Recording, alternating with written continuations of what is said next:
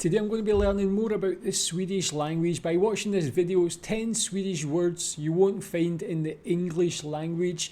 I watched a video similar to this before and it was like very entertaining, pretty cool to learn about something I knew nothing about with regards to the Swedish language. So looking forward to learning about these words as well. You can tell me how often you use these, but let's watch. So the Local, which is a Swedish online newspaper written in English, made a list of 10 words, 10 Swedish words you will not find in the English language. Here we go. His name is not Sven, it is Martin, yeah. The first word is orka, which is a verb telling you that you do not have the energy to do something. The example is, do you orka watch the video this weekend? No, I orka inte. Doesn't have anything to do with orcs. The second word is harkla, which is that little grunty noise you do before you speak, like where you clear your throat or dislocate whatever you have in there. That's harkla. The third. Yeah, that's pretty interesting. I've never really thought about that. Yeah, we just use the sentence like clearing your throat. There's not really a word for that in English. I do wonder why that is. That's the thing I find interesting when learning about other languages is, especially things like this, how in German's quite known for it as well, having all these words that like can't find in English but they have very like specific meanings. I hadn't thought that a word would be needed for that, but yeah, tell me how often you use it. The third word is hinna, which means to be on time or to find time. Will you hinna come to the cinema? No, we hinna not. The next word is the word blunda, which is basically to close your eyes. Did you see her walk in? No, I was blundade. Did you see her walk in and your eyes are closed? Eyes blunded? Kema? Yeah, I've never even, that's not been something that's ever come up in a conversation for me, I think. I do wonder how these words originated from and why there's like a word in Swedish that's not got like a direct translation in English, why there was a need for these types of words. Yeah, it makes me think about where the origins of these words come from. Fifth word is the word mysa, which means in a way to snuggle, but also to cozy it up with yourself or with someone or in a cafe. Word number 6 is vabba, which is a verb coming out of the abbreviation VAB, which means vård av barn. Vård av barn.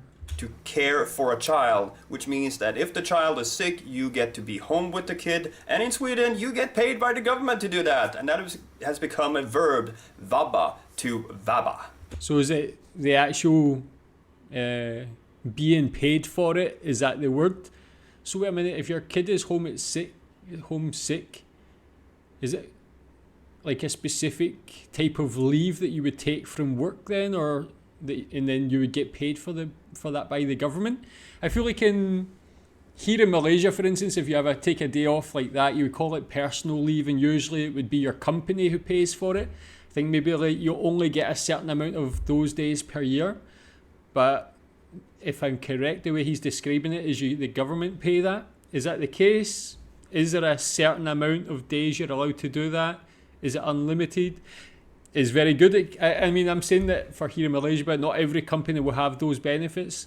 Pretty cool that everybody has access to that.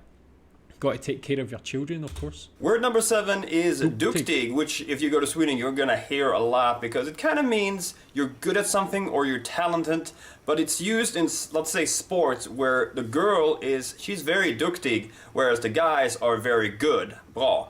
Yes, bra is the word good in Swedish. Ha ha ha ha ha ha. Aren't you duktig? Word number. But why is it a different? Is it specifically for females? Why is there a difference? What's the different? What makes it different to just being good, or the equivalent in Swedish? Number 8 is the word jobbig, which is an adjective coming out of the word jobb, which means job. And it basically means that something is difficult, or someone is annoying, or something is just hard to do, is troublesome. Like, oh, work was so jobbigt today, or oh, that guy, he is so jobbig. It's very useful. I kind of like that, yeah. I feel like that would be useful already, just hearing about that briefly. I feel like I have that personality where a lot of things annoy me. If people, yeah, like I can imagine using that quite often. Tell me if that's the most often used word out of this list for you. The ninth word is a double word. It is gubbe and gumma, which means old man or old woman. And depending on how you say it, if you say it like that, affectionate, it means something, you know, that's endearing. If you say gubbe, it's like the old man who yelled at you for playing with your ball outside of his yard. But you can also say it to a little kid, like a little girl, lilla gumman, little gubban, or little gubbe, little man, in an affectionate way. Now here's a word, a couple of... Why would you use that in an affectionate way? Is it if they're acting like an old person or something like that, is it? I don't know, like something they use here in Malaysia is they'll call like every single other elderly man and woman like auntie or uncle and auntie, no matter whether they're related to you. Every single person, that's how you speak to them. You call them auntie or uncle, which is something quite unique, I think. Words that the English language is so lacking. When you talk about your parents, you say grandparents. Well, in Sweden, we have 4 different words for this, and that is mormor, morfar, farmor, farfar, which means, you know, daddy, mommy, or father, mother, father. So it specifies exactly which one you're talking about, if you're talking about your mother's father or your mother's mothers. And the other way around, when we say grandchildren, we say barnbarn. So it's barn, which is not a house, it means children in Swedish. So barnbarn is grandchild. Oh, that's interesting as well. Like, my kids have something similar, but it's because they're mixed. My wife is like Malaysian Chinese, so my mum and dad are granddad and grandma.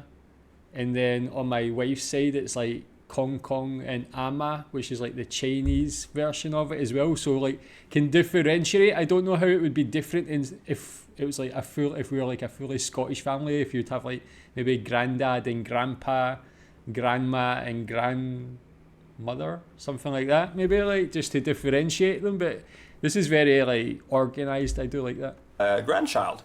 Well, there we go. You have now become slightly more of an internationalist by knowing a few little cool words that exist in Sweden, but not in the English language. If you want to look at the article where I got this information from, it is linked down in the bar to thelocal.se. Thank you very much for watching. I will see you the next time you click on one of my videos. And at the end of this video, there's a little link to another video. Who knows which one that's going to be.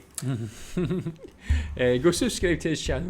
Really like his personality. And yeah, that's interesting. Some cool words. I'd love to see more videos like this. I'm sure there's a lot more words in Swedish that don't have a literal or direct translation in English. And yeah, I think it makes like a language very unique. Like I've said before, I live in Malaysia, but I learned Malay, and there's a lot of words in that don't have direct translations, and I always find them quite intriguing. It's like nice to learn these things.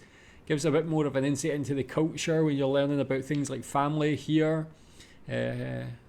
with those words as well. So tell me if there's any other words that don't have a direct translation to English. Tell me in the comments. Thanks.